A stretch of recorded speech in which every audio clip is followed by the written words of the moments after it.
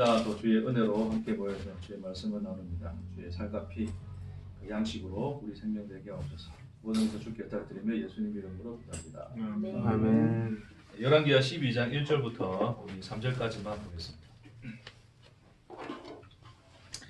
열왕기하 12장 1절부터 3절까지. 짧으니까 제가 읽겠습니다. 열왕기하 12장 1절부터 3절까지. 예후의 제7년에 요아스가 왕이 되어 예루살렘에서 40년간 통치하니라. 그의 어머니의 이름은 시비아라 브엘세바 사람이더라. 요아스는 제사장 여호야다가 그를 교훈하는 날 동안에는 여호와의 보시기에 정직히 행하였으되 다만 산당들을 제거하지 아니하였으므로 백성이 여전히 산당에서 제사하며 분향하였더라. 네, 여기까지 말씀하고 있습니다. 물론 말씀은 12장 사실 전체를 다 아우르고 있는데 오늘 본문은 여기 3절까지만 읽었습니다.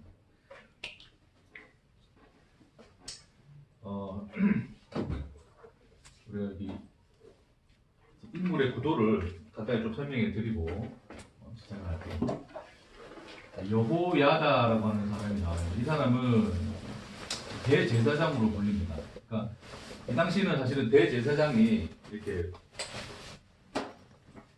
공식적으로 있지는 않았어요. 그러니까 다 그냥 제사장이면 제사장이고, 물론 모세가 시내산에서 이제 하나님께 율법 받고 대제사장이 이제 아론으로 세우시긴 했으나, 이제 이 열왕기 시절에는 이제 대제사장이 따로 이제 누구라고 공식적으로 임명된 적은 없는데 성경에서는 그냥 그를 대제사장이라고 부릅니다. 나중에 후대의 대제사장이 다시 또 이렇게 등극을 해요. 근데 그는 이제 이 여호야다를 대제사장이라고 부르는 이유는 제사장 그만큼 좀 백성들이 존경하고 그로 말미암아서 하나님의 통치가 나타난다는 그런 인식하에서 어떤 그런 의미로서 상징성을 가진 이름으로 이제 대제사장이라는 이제 칭함을 받습니다. 그러니까 종교적으로도 이제 뭐 최고 권위자였지만 그와 동시에 정치적으로도 하나의 최고의 권력을 그 스스로 가졌다기보다도 이제 백성들의 어떤 이 합의가 암암리에 이제 그렇게 이루어져 있었다라고 하는 것을 이제 그를 대제사장으로 불렀다라는 것에서 우리가 알 수 있어요. 굉장히 어떤 쉽게 말해서 그냥 파워가 좀 센 사람이었다. 이 제사장이었고 이 부인이 요세바죠. 제가 지난주에 이야기하다 요아스를 숨겨준 고모죠. 그냥 누이라고 자꾸 그래가지고 나중에 봤더니 누이라고 하더라고요. 제가 고모입니다. 고모. 네, 고모. 요세바는 이제 요시야의 고모입니다. 둘이가 이제 부부예요. 이 둘이서 이제 요아스를 이제 7년 동안 숨겼다가 7년째 되는 날 7살 될 때에 여호야다를 중심으로 개혁이 일어납니다. 그래서 아달랴, 이제 요아스의 할머니죠. 할머니 아달랴를 폐위시키고 이제 결국 죽임 당합니다. 아달랴는 요아스가 이제 7살에 왕으로 등극하게 됩니다. 자, 그로부터 이제 여호야다는 이제 130살까지 살게 돼요. 굉장히 오랜 시간 또 살게 됩니다. 살게 되는데, 자, 결국 요아스는 이 여호야다의 이제 어떤 하나의 뭐라고 해야 될까요? 후견인. 이제 여호야다는 요아스의 하나의 후견인으로서 서 있고, 이제 그가 요아스에게 어떤 신앙도 가르칠 것이고, 하나님의 말씀도 가르칠 것이고, 어떻게 나라를 통치하는 것까지에 대한 것까지 나이가 어렸으므로 실질적 통치는 거의 여호야다가 했다고 봐도 뭐 무방해요. 자, 근데 어쨌든 요아스가 이제 왕으로 등극하고 난 뒤에 요아스는 이제 어느 정도 자라서 이제는 뭘 알게 될까? 뭘 이제 느끼게 될까요? 이 나라의 왕이라고 하는 그 자리가 어떤 자리이며, 그리고 이제 그 자리에 자기가 서 있다는 하나의 이제 어떤 자기에 대한 자기의 인식, 나는 왕이지라고 하는 인식이 이제 더 강해져 갔겠죠. 어릴 때는 사실은 뭐 알겠습니까? 이제 커가면서 우리가 뭐 아이들도 일반적으로 커가면서 이제 독립성이 나타나잖아요. 어느 정도 나이가 되면 절대 이제 엄마 아빠가 말하는 거는 이제 잔소리죠, 그냥 잔소리. 엄마 아빠가 말하는 게 잔소리가 되는 순간부터는 이제 걔는 어떤 독립성을 가지게 되었다라고 봐도 무방해요. 어쨌든 요아스도 이제 왕으로서 내가 왕인데라고 하는 어떤 왕에 대한 인식이 이제 강하게 나타나는 시점이 됐겠죠, 그렇죠? 그래서 정확하게 성경에서는 뭐 언제부터 성전을 지었다란 성전을 수리했다 말은 없는데 오늘 본문은 안 읽었지만 요 뒤에 내용을 보면 성전을 수리하는 내용이 굉장히 길게 나와 있어요. 그래서 요아스가 성전을 수리합니다. 성전이 왜 수리하냐면 그동안 아달랴의 아들들, 아달랴의 또 열아들들이 있었어요. 그들 중에 이제 뭐 바알과 아세라를 섬겼으니까 뭐 여호와의 성전을 그냥 막대했겠죠, 그렇죠? 그래서 회파된 곳이 많고 굉장히 방치된 곳이 많았는데 이 요아스가 이제 어느 정도 자라고 난 시점 이후에 성전을 이제 수리하도록 하게 합니다. 근데 성전을 수리하게 하는데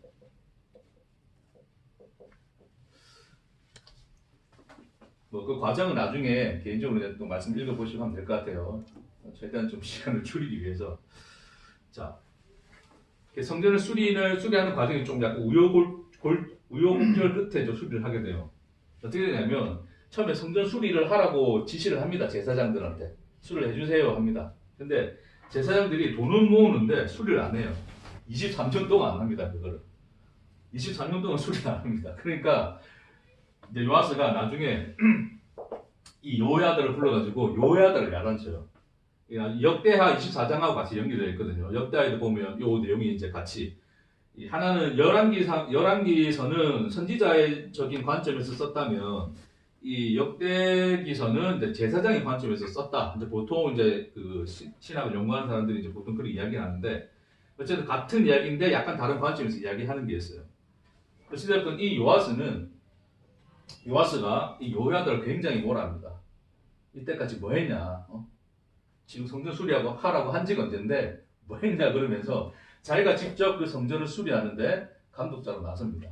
이제 자기가 이제 했다기보다도 실질적으로 이제 감독자를 임명하고 돈도 모으고 그걸 가지고 성전을 수리해요. 수리를 합니다. 자, 그래서 결국 이제 이 성전을 완전히 수리하게 되고 이제 온전하게 만들게 됩니다. 그게 성경에 다 기록이 되어 있어요. 근데 이제 문제는 뭐냐면 이 여호야다가 이제 130대에 이제 죽습니다. 여호야다가 죽고 난 뒤에 이제 이 요아스에게 어떤 일이 벌어지냐면 이제 방백들, 참모들이죠. 그 요아스의 참모들이 와서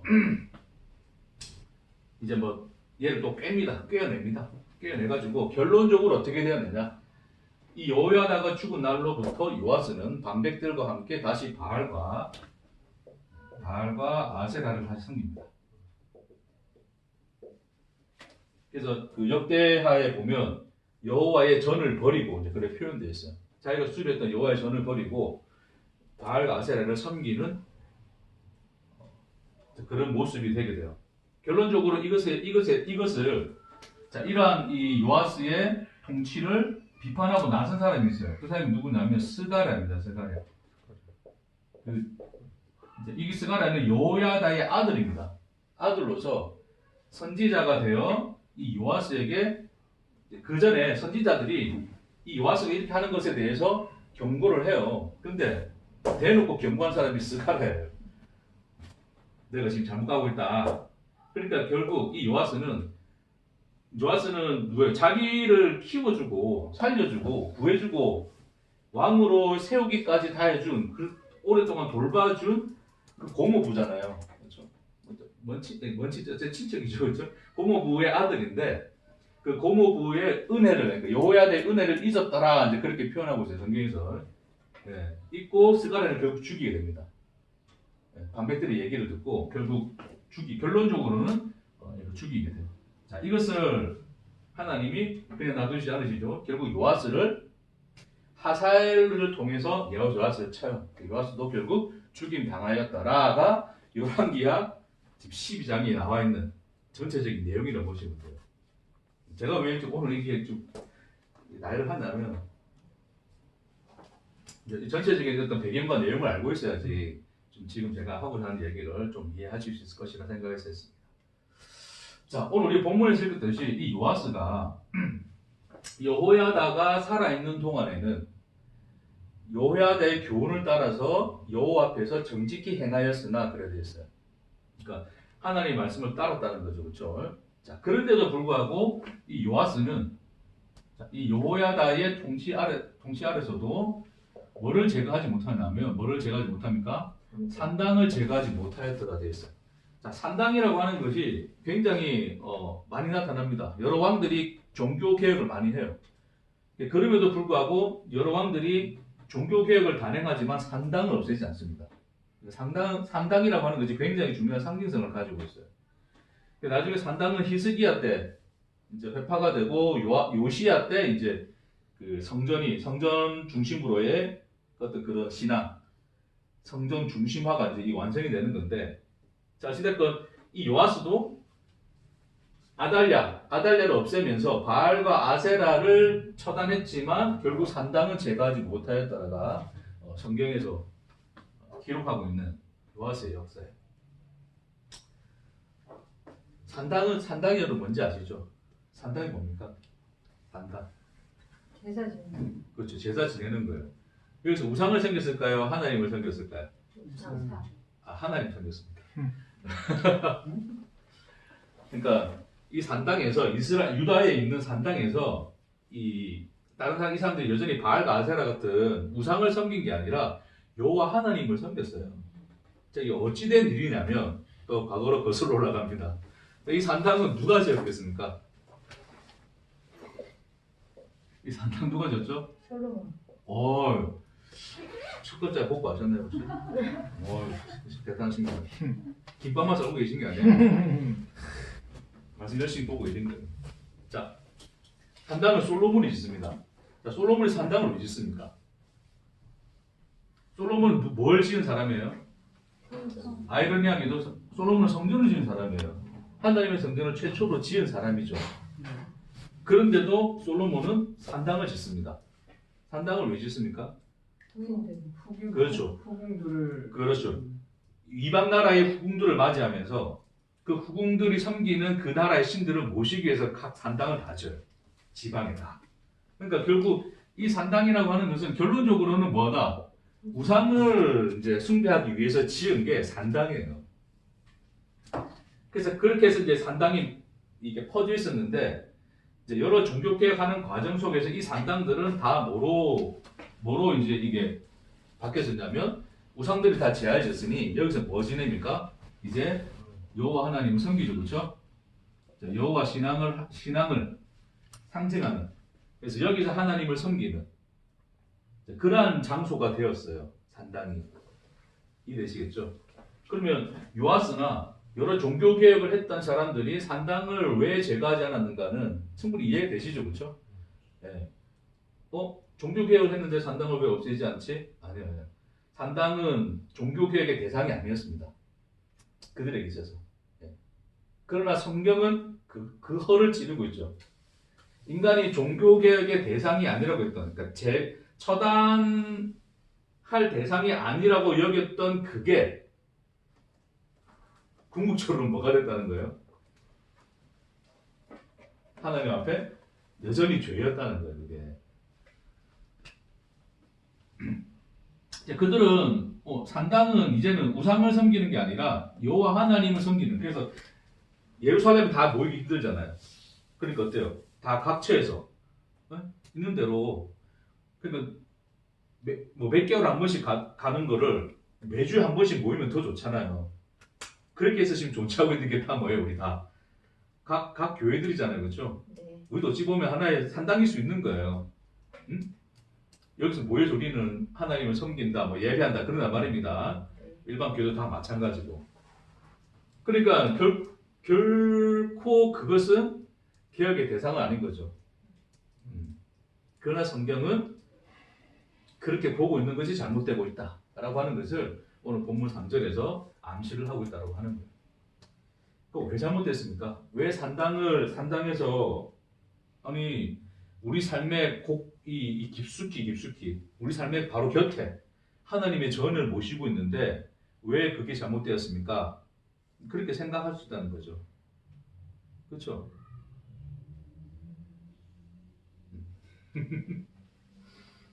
그러니까 여러분들이 이런 거 있잖아요. 우리가 보통 삶의 예배라고 하는 것들, 삶의 예배가 뭡니까, 여러분? 살고요. 제대로 뭐 살아가는 거죠. 그 제대로 살아가는 도덕적으로나 윤리적으로. 하나님의 뜻을 따라서. 뜻에 따라서. 그러니까 하나님의 뜻을 따라서 항상 내 삶이 살아감으로 말미암아 내 삶 자체가 하나님께 드려지는 어떤 산제사. 그렇게 함으로써 하나님 앞에서 나는 하나의 뭐요? 하나님을 모시고 있는. 어려운. 그렇죠. 이제 우리 소위 이제 우리가 성전인 거죠, 그렇죠? 자, 그래서 이 부분을 좀 잘 이해하시기 바랍니다.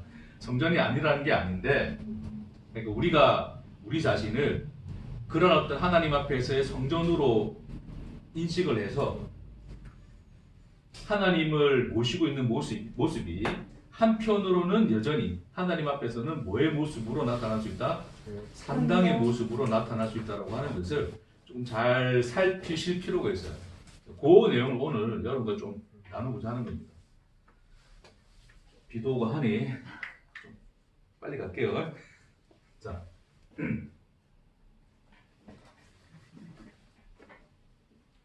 자 여기 오늘 화살표가 엄청 많네. 자, 산당이라고 하는 거, 그러니까 이게 가지고 있는 상징성은 결국 우상을 섬겼던 것이고, 그 우상이라고 하는 것은 결국 뭡니까? 우상이라는 건 사실은 존재하는 거예요? 존재하지 않는 거예요? 바알이 진짜 있습니까? 아세라가 진짜 있습니까? 없죠? 네. 누가 만든 거예요? 다 인간이 만든 거잖아요. 그렇죠? 그래서 종교에 대해서 뭐 여러 번 여러분에게 말씀도 나누고 했지만 다시 한번 정리를 해보자면, 종교라고 하는 것은 결국 내 안에 나라고 하는 이 존재를 존재로 인식함으로 말미암아서 그 존재성을 완성하고 채우기 위한, 그래서 그 목적을 위하여 나에게 한계로 다가오는, 다시 말해서 나의 실체를 드러내는 그 한계들을 뛰어넘고자 그 능력을 가진 자로서의 신을 투영하여 만들었댔잖아요. 그렇죠? 그래서 그것들이 다 바알이고 아세라고. 그러니까 바알은 뭐예요? 비를 주는 신이잖아요. 비 안 주면 못 먹잖아요. 그렇죠? 농사 안 되니까 다 굶어 죽잖아요. 아, 우리 죽음이구나라고 하는 것을 뭐 하는 거예요? 그 현실을 받아들일 수가 없죠. 그걸 극복하고자 결국 우리에게 그 생명을 줄 신으로서 바알을 섬기는 거란 말입니다. 아세라도 마찬가지고 풍류의 신으로서. 그러니까 그런 식으로서 신을 섬기는 거예요. 이것이 결국 뭐냐면 이 종교다. 그리고 그런 어떤 그게 종교심인데, 인간 속에 내재된 종교심인데, 이 종교심이라고 하는 것은 결국 궁극적으로는 누구를 섬기는 겁니까? 나라고 하는 존재를 섬기는 거죠. 그렇죠? 나를 존재로 인식하는, 결국 그것을 완성하고 지켜내고 그것을 확장시키는, 결국 나를 하나님 만들고자 하는 그 인간의 욕망이 종교성으로 드러나는 거예요. 종교성. 그래서 우리가 뭐 길거리 지나가다가 돌뿌리 넘어져가지고 확 넘어질 때, 아이고 예수님, 하나님, 부처님 뭐 부른다잖아요. 그래서 누구나 다 뭐 하나님에 대한, 믿지 않는 사람들도 하나님에 대한 그런 어떤 이 마음은 있다. 하나님의 형상이 남아있기 때문에. 근데 그건 하나님의 형상이 아니죠. 그렇죠? 그게 죄의 형상입니다. 종교성, 인간의 종교성일 뿐이에요. 그리고 그것을 위하여 산당을 지은 거죠. 산당은 이제 그것을 상징하고 있는 것이고, 결국 산당이라고 하는 것은 그 신을 섬기고 있는, 그러니까 이 하나의 종교성, 우리 속에 자리 잡은 그 종교성을 형성한 게 산당이에요. 산당. 그래서 항상 그 종교에는 틀이라는 게 있어요. 틀. 형태가 있습니다. 어떤 형태가 있습니까? 기본적으로 아무거나 던져보세요. 종교가 가지고 있는 어떤 하나의 공통성,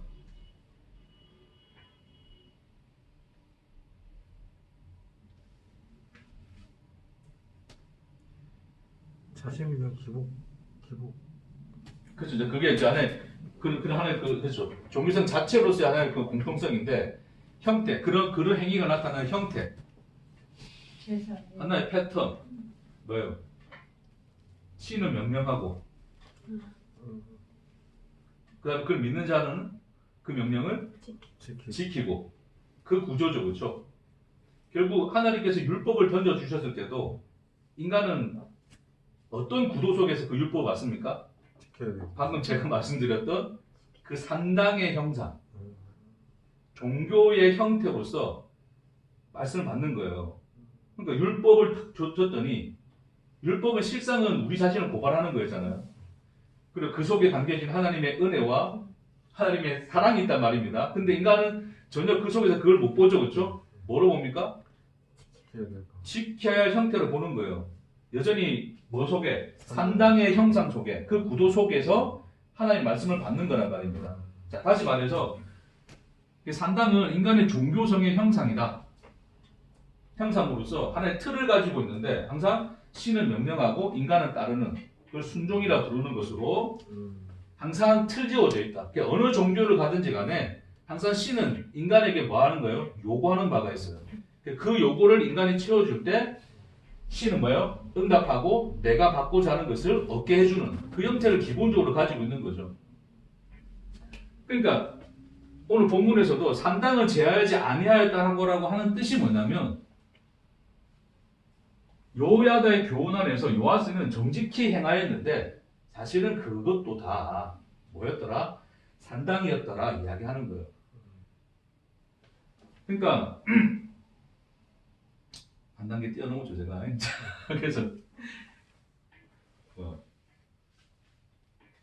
인간들이 여전히 산당에서 하나님을 섬긴다, 여호와 하나님을 섬긴다라고 하고 있으나 그것이 인간들은 여전히 뭐 하고 있어요? 산당에서 제사하고 있다라고 하는 것을 성경은 우리에게 고발하는 거란 말입니다. 그러니까 결국 뭐야? 여호와 하나님 어떻게 섬긴다고요? 여호와 하나님은 우리에게 명령하시고 그 명령을 따르는 그 종교적 관계, 그 틀 안에서 여전히 하나님을 섬기고 있는 거죠. 다시 말해서 이 신의 자리에서 바알과 아세라가 있었다고 한다면 이제는 뭐로 대치한 거예요? 여호와라는 이름으로 대치했을 뿐 그 하나님의 영광과 하나님의 그 은혜와 하나님의 하나님 되심은 전혀 그것과 관계 있었더라 없었더라? 없었더라. 그게 여전히 그들 속에 남아 있었더라. 그걸 요아스는 허용했더라. 요아스 또한 그것에 동의한 바 되었더라. 다시 말해서 요아스 또한 여전히 뭐였더라? 그는 성전 수리를 한다라고 할 만큼 종교 개혁을 하는 모습으로 나타났으나 그 모습조차도 그리고 요야다의 교훈을 받아서 하나님 앞에 정직히 살았던 그 삶조차도 결론적으로는 다 산당과 함께 묶여져 있더라. 요아스 스스로가 산당이었더라. 네. 요아스가 왜 성전 수리한다고요? 제일 큰 산당이거든요. 이게 성전이. 요아스에게 있어서는.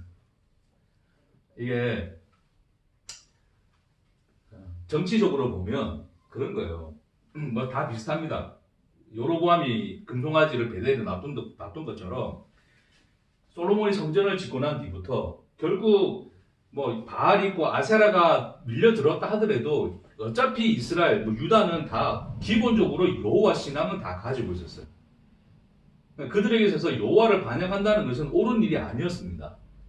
그래서 우리 잘못 오해하고 있는 그 열왕기의 말씀을 이 분위기를 잘못 이해하고 있으면 어떻게 오해하냐면 저렇게 하나님의 위대한 역사도 일으키고 저렇게 나라도 주시기도 하셨는데 땅을 주시고 약속을 지키셨는데 이 인간들은 비만득하게 하나님을 버리고 어떻게 바알과 아세라를 섬겨라고 이야기하고 그렇게 생각할 수 있죠. 여호와는 아예 없고 바알과 아세라만 득실득실 거리는 것 같죠. 아니라니까요. 전혀. 여호와 신앙, 여전히 여호와 신앙이에요. 여전히 자신들은 여호와 하나님을 믿고 있다라고 여기는 백성들입니다. 하나님은 우리 하나님이요. 우리는 그의 백성이라고 믿고 있는 사람들이에요. 그런데 바알과 아세라를 섬겼더라. 이 두 가지가 동시에 가능한 이유가 뭐라 그랬어요? 결론적으로 자기가 하나님 되는 건가? 그렇죠. 자, 그 사람들은 아예 하나님이라는 이름을 버려버리고 바알과 아세라만 섬겼던 게 아니라 두 개가 함께 섞여 있어요. 섞여 있다고요. 근데 그게 굉장히 자연스러웠다란 말입니다. 소위 지금 우리 기독교라고 하는 것을 볼게요. 기독교 하면 어떻게 감히 기독교 안에 우상이 있어요? 그렇죠? 신주단지 모시고 있으면 이 방에 신주단지 있었는데 이 방 여기 봉이 옆방에 이사는 여기 무당이 하던 곳이라서 이 옆방에 여기 지금 불상들은 막 큰 형님 불상 있고 옆에 작은 형님 불상들은 막 있고 그랬거든요. 저는 와서 봤었어요 그때. 여기 안쪽에 방에 그랬어요. 여기 옆에 바로 여기 이제 그 박수 무당께서 흰 옷 입고 앉아 계시고, 네. 그때 인사하고 나가주셔서 감사하다고.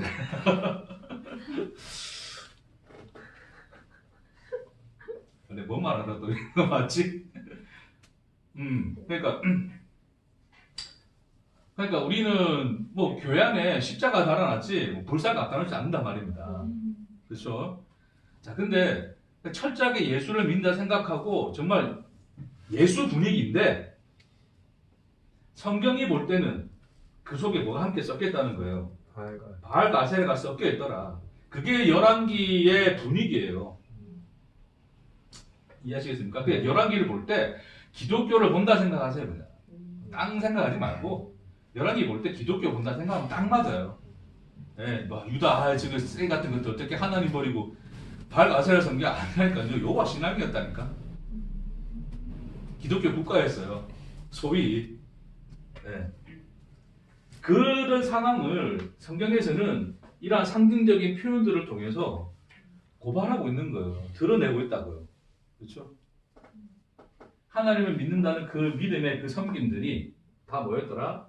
궁극적으로는 다 종교였더라. 그 틀을 벗어난 적이 없더라. 를 설명하고 있는 거란 말입니다.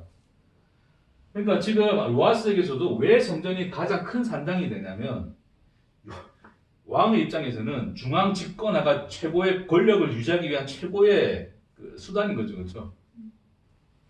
그래서 성전 1년에 다 한 번씩 다 와가지고 성전에서 사람들이 다 오잖아요. 결국 예루살렘 성전을 보게 되면 뭐예요? 아, 우리 왕은 요아스구나. 늘 인식한단 말입니다. 그래서 늘 오게 만들어야 돼요. 목사들이 왜 다른 교회 교인들이 가면 왜 불안해합니까? 괜히 다른 교회 갔다 은혜 받아가지고 어떡할까? 아, 여기도 목사님인데 또 그럴까봐. 절대 딴 데 못 가고 우리 교회 응? 보고 싶어 하는 거죠, 그죠? 네, 그런 것처럼 요아스의 입장에서는 성전을 수리해야 될 이유는 단순히 성전 자체를 사모했다기보다도 어떤 하나의 자기를 이제 왕으로 인식하기 시작하면서 아, 나의 왕다움을 지켜내기 위해서는 이 성전이 굳건해야 되겠구나. 왜? 다 여호와 신앙을 가지고 있으니. 그래서 그 일을 시작했던 거란 말입니다. 그리고 완성을 해요. 근데 그 결과 어떻게 되었더라? 결국 성전을 버렸더라. 자, 성전을 수리하고 버리는 거예요. 어때? 이따위 행위가 어떻게 있습니까? 근데 그게 가능했다는 거예요. 다시 말해서 그가 성전을 수리하는 행위 자체가 여호와의 전을 뭐 하는 거였더라? 궁극적인 그 하나님의 성전을 버리는 행위였더라. 를 수리하고 난 뒤에 여호야다가 죽고 결국 바알과 아세라로 돌이키는 그의 모습으로 나타내고 있다라고 하는 것이죠. 그렇습니다.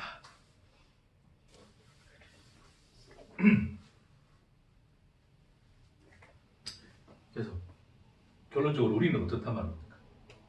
아, 오늘 벌써 결론 왔네. 빨리 왔다 그죠?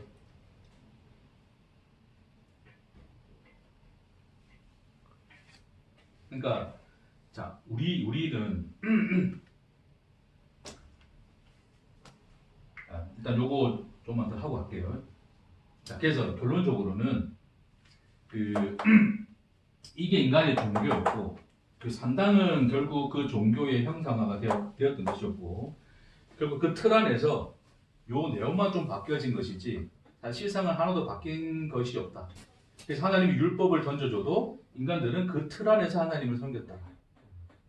그래서 결국 산당이 아니고 성전으로 오신 예수를 참 하나님의 성전, 그 진리와 영광을 가지고 오신 예수를 이 산당들이 회파하였더라. 그런 결론으로 나타나는 거란 말입니다. 그렇죠? 그래서 궁극적으로 원래 하나님이 율법을 주신 이유는 인간의 이 종교성을 드러내고 너라는 그 존재의 없음, 그 무를 드러내어서 참 하나님이 누구이신가를 그 영광으로 비춰주기 위하여 하나님이 던져주신 하나님의 은혜요 사랑이었더라를 인간은 놓치고 있었죠. 역사 속에서 결론적으로 결국 예수로 말미암아서 그 빛이 우리에게 비춰지고 하나님은 그러하신 분이구나를 통하여 우리의 종교성이 허물어지고 무너지는 그것을 경험하는 것이 그게 진짜 믿음이 되는 거란 말입니다. 그렇죠? 예, 되는 거예요. 그래서 우리는 이제 그런 것들을 알았어요. 그런 것을 깨닫는단 말입니다. 그렇죠? 그래서 어떻게 해요, 이제? 그래서 인간들이 얼마나 지독하냐면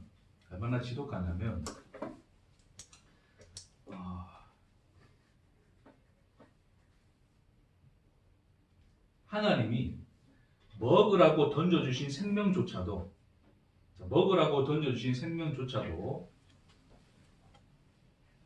그걸 가지고서 자신의 여전한 산당을 지켜내고 있는 그 삶의 자리를 떠나지 못하고 있는 것이 인간의 모습들이라고 하는 거예요. 이게 무슨 말이냐면, 그러니까 하나님이 생명으로 던져주신 떡이라고 하는 것은, 사실은 떡이라고 하는 것은 형상이 있는 겁니까 없는 겁니까? 자, 먹으라고 했어요. 우리가 먹는 행위라고 하는 것을 잘 이해하실 필요가 있어요.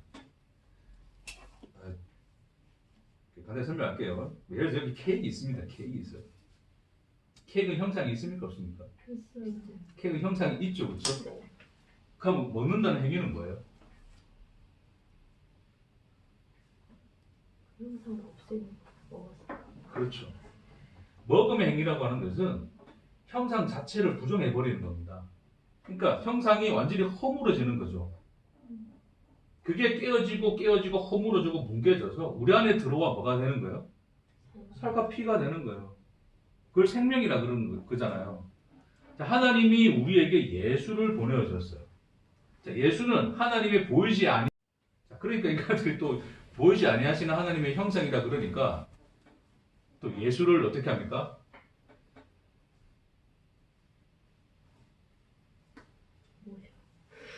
예수를 모시죠. 소위 이제 일반적 기독교인들은 또 결국 그 예수를 모시죠, 그렇죠? 예수를 어떻게 모셔요? 아니 마음에 모시는 거죠. 자꾸 마음에 모신다는 게 그게 참 무서운 거예요, 자꾸. 이게 무슨 말인지 아는데 그 마음에 모신다는 게 잘못되면 여전히 내가 산땅되어 있는 거예요. 자기를 채워줄 수 있는 신적인 존재로 그렇죠. 그게 담고 있는 게 뭡니까? 나를 채워줄 수 있는 그 무엇으로서의 뭘 가지고 있어야 돼요? 예수는 형상을 가지고 있어야 되죠. 그러니까 예수라는 그분이 오셨을 때 인간들은 예수에다가 뭘 투영합니까? 형상을 투영합니다. 예수는 이러한 분이시죠.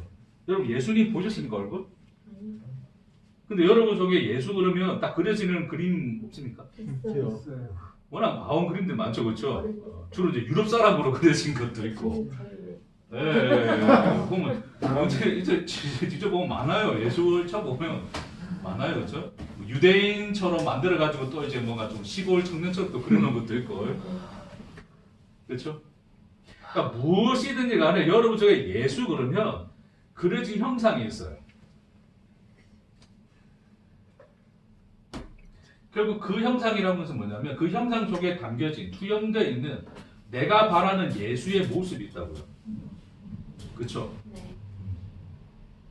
그래놓고 우리는 그 예수를 예수로서 모시고 섬기고 있는 거죠.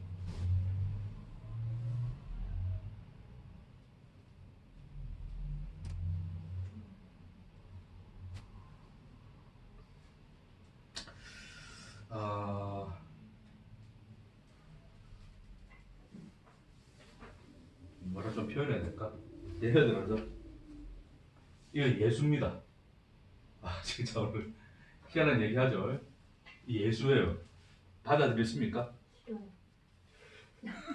어떻게 저 녹차가 예수야, 그렇죠? 그럼 어떤 걸로 할까, 예수? 제가 예수입니다. 미친놈들이 속으로 지금 다 눈빛이 다 그러고 있는 것 같은데.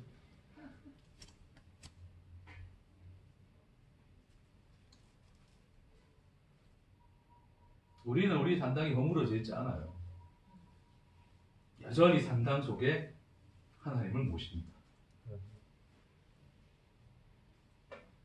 그것이 허물어지는 그런 과정들을 겪는 것이 신앙이 되는 것이고 그 신앙의 삶이 되는 신앙의 삶의 여정인 것이고 그 속에서 알게 된 하나님이 참 하나님이시며 믿음이 되는 거예요. 아멘. 그러니까 이것은 우리에게 지식으로 오지 않습니다. 제가 최근에 지식에 대한 얘기를 많이 하는데 자 산당들은 일단 봅시다. 산당들은 그렇다 칩시다. 좋습니다. 말씀 봤더니 산당들은 그 다 결론적으로 여호와를 섬기겠다고 하지만 다 우상 숭배야. 우리는 성전을 지어야 돼. 우리 성전을 가지고 있어야 돼. 그렇죠? 이 회판 성전. 결국 그 예수에 대한 예수는 이르신 분인데 그 예수를 저들은 잘못 알고 있어. 그걸 고쳐서 온전한 예수를 그들에게 전해줘야 돼. 성전을 수리한단 말입니다. 결국 그 성전의 수리라고 하는 것이 뭐예요? 우리에게 있어서는 예수를 아는 지식에 대한 그 지식을 온전하게 만들고 그 누구도 그 지식을 감히 건들 수 없는 그 무엇으로 만들고자 하는 것이죠. 그걸 신학이라는 이름으로 행하고 있고 소위 이제 또 우리가 복음을 듣는 사람들의 입장에서는 진리라는 이름으로 또 그걸 우리는 또 칭하죠. 그렇죠?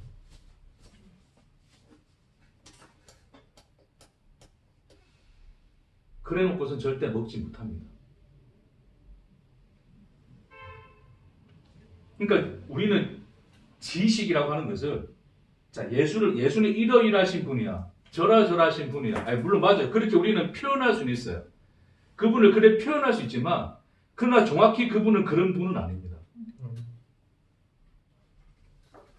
내가 말하고 내가 명명하고 내가 형상화시킨 그 형상 속에 예수는 있을 수가 없다고요. 그러니까 우리는 예수를 그런 식으로 언제나 받아들였기 때문에 예수에 대한 그 형상, 늘 성전을 수리하는 모형으로 더 내가 예수를 아는 것을 통하여 예수를 온전한 내 안에서 내가 믿는 그 예수에 대한 지식을 온전케 만들고자 하나 사실은 그것은 우리의 생명과는 전혀 상관이 없어요. 그러니까 여러분이 삶 속에서 느낀 게 뭐예요? 보고 설교 들었어요? 말씀 배웠어요? 예수 이런 분이구나 라고 하는 것을 알았어요. 깨달을 때의 쾌감은 있어요. 그 느낌 정말 좋아요. 그렇죠? 뭔가 내 안에서 뭔가 쫙 하나 정리되어지는 이 느낌 너무나 좋습니다. 예. 그래서 말씀 듣는 맛이 나는 거죠. 응? 빨리 끝내라고 저게 예수라면 할렐루야. 그럴 수 있습니다. 자, 어쨌든 우리 그래서 이 지식을 그러니까 그렇게 함으로써 깨닫고 알게 되고 알았다 그래요. 근데 여러분의 삶의 현장 속에 들어가서 그 삶에 그 예측할 수 없는 그 수많은 변수 속에 놓여서 내가 노출되기 시작하면 여러분이 알았던 그 예수는 여러분의 삶과 전혀 관계 있습니까 없습니까? 없어요.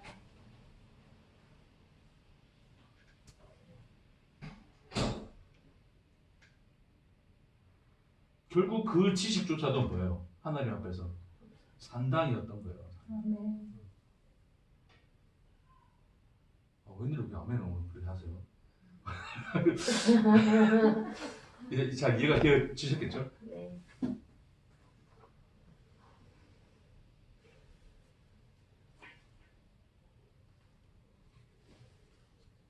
내가 아무리 내 삶에서 예수는 이런 분이지 라고 생각하면서 내 삶이 처한 알 수 없는 변수 속에 놓여졌을 때 내 속에서 수많이 끌어오르는 이 여러 가지 분노와 슬픔과 외로움과 여러 가지 감정이 뒤섞여서 억울함과 그런 것이 막 파도치고 있을 때 여러분이 알고 있는 그 지식이 그래요. 그래도 예수는 이런 상황에서 내 주님은 내 주님이시지 이런 게 적용이 됩니까?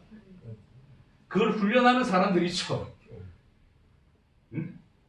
훈련해가지고 이제 그런 사람들이 있는데 그 자기가 자기 스스로의 체면에 걸리는 것이고 전혀 그 지식은 그런 상황에서 전혀 우리 생명이지 않습니다.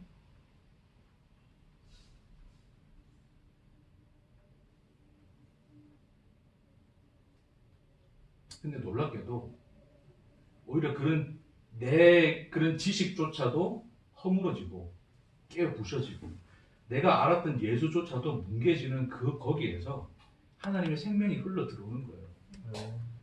그러니까 내가 느끼게 되는 그런 감정과 그런 쓰레기 같은 느낌이라 인식이라 할지라도 이런 버려버리고 싶은 이런 어떤 지옥 같은 상황이라 할지라도 하나님의 일하심은 그 속에서의 하나님의 함께 하심이라고 하는 것은 우리가 예측하고 상상하지 못했던 것들이에요. 물론 그 순간만큼은 우리는 어떤 것도 갑자기 막 엄청 누구랑 싸웠어. 감정이 격해 있어요. 도무지 이 감정을 어찌 할 수가 없어요. 그렇죠? 그 순간에 하나님이라는 이름조차도 위로가 됩니까? 안 됩니까? 안 되죠. 그렇죠?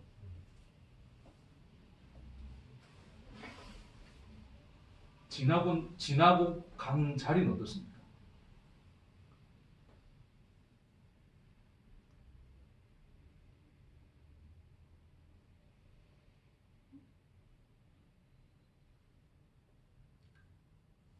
하나님이 우리 삶에 다가오시는 것은 우리가 예측할 수가 없어요. 우리가 틀지어 놓은 지식 안에서 하나님은 걸어 들어오지 않습니다.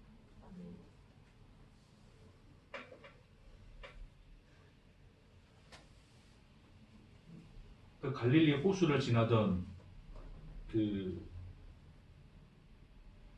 제자들 잔잔한 바다를 지났으면 좋았을 때만 결국 어떻게 돼요? 예측하지 못했던 풍랑을 겪죠. 그렇죠? 그 풍랑 속을 누가 걸어 들어오십니까? 예수가 걸어 들어오시죠. 제자들은 예수를 보고 뭐라 그럽니까? 귀신. 알아차리지 못합니다. 하나님은 그렇게 오죠. 귀신같이 오십니다. 지나가고 난 자리에서 비로소 알게 되는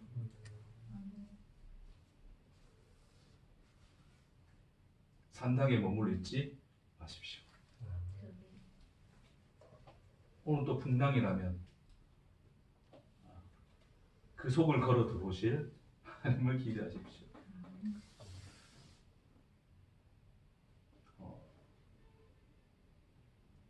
삶을 지식으로 대체하지 말고 삶을 사십시오. 그것이 떡으로 오신 예수를 씹어 형상을 뭉개어 그 속에 있는 생명을 먹는 길인 줄 믿습니다. 기도하겠습니다.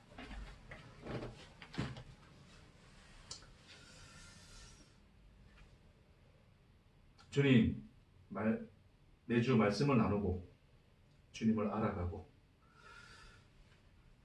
주님을 이해하는 깊이가 깊어진다 할지라도 우리에게 허락하신 삶의 시간들을 통하여 그 속에 스스로 어그러져 생명으로 들어오시는 하나님의 놀라운 일하심과